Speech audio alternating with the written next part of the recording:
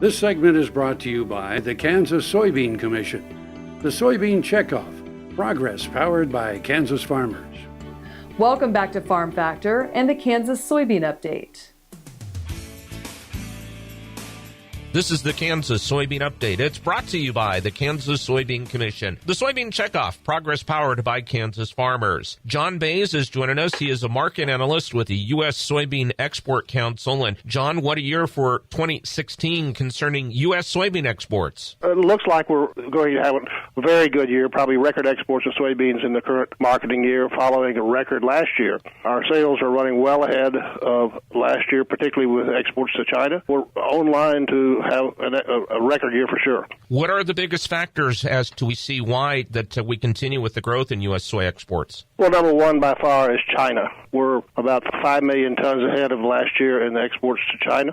They've really been growing in that market, and our share went up this last year, so we're doing very well in that market. But the other markets that are consistently good for us are Southeast Asia, particularly into Indonesia, Thailand, Vietnam, but also into Latin America, particularly Mexico, which has been a very good market for us. And the U.S. has always been a very reliable supplier to so many countries. Absolutely. That's one of the key things, is that when people know that when they buy from the United States, they're going to get what they want, shipped on time, and the quality is going to be good. The Soy Checkoff really works around the world to ensure those advantages that U.S. soy brings to the table? Yes. I mean, the industry has been working overseas since 1956 to educate users around the world on how to buy soybeans from the U.S., how to use soybean meal, use soybean oil, and to work with them if they've got a problem sourcing from the U.S. If there's a quality problem, they only have to contact the US Soybean Export Council, and the council staff and consultants will begin immediately to start trying to find a solution to the problem.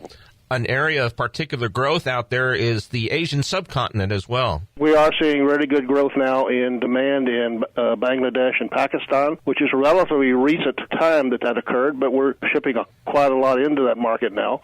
And I think you're going to see more. And I think within the next 3 or 4 years, you're going to see significant exports of soybeans to India, which has in the past been a net exporter of soybean meal. And another key in regards to growing those markets is our ability to have year-round supply and being able to export that product. That's correct, particularly the markets nearby us. We are in a position to supply them year-round, and other countries in the world. I mean, like last year in the summer, Brazil's stocks got short, and we started exporting a whole lot more soybeans to different markets around the world during July and August. John, we appreciate your time. Thank you very much. Thank you. That is John Baize, US Soybean Export Council market analyst, who joins us on the Kansas Soybean Update. It's brought to you by the Kansas Soybean Commission. The Soybean Checkoff, progress powered by Kansas farmers. Learn more at kansassoybeans.org. For Kansas Soybeans, I'm Greg Akagi.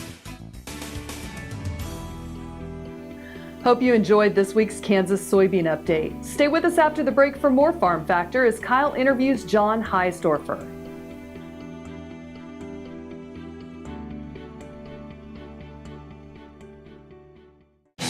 This Medford, New Jersey school bus runs on biodiesel, and so do these. In fact, all of these buses run on clean-burning biodiesel, which is great because the more we use biodiesel in our heavy-duty vehicles, the less carbon pollution in our air. Think how great it would be if more of our school buses ran on biodiesel. More biodiesel, less carbon pollution.